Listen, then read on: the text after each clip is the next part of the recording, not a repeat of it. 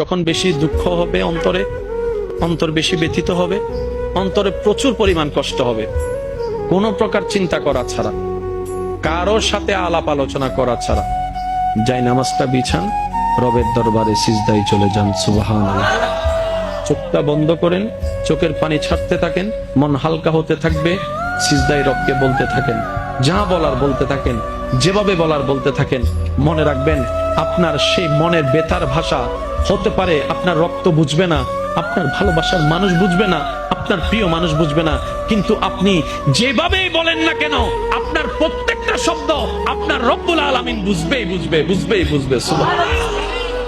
আপনি যখন ওনাকে দুঃখের কথা বলবেন, উনি আপনার দুঃখটাকে হালকা করে দিবে। সেই দুঃখের খবর প্রকাশ করে আপনাকে কখনো বেইজ্জত করবে না।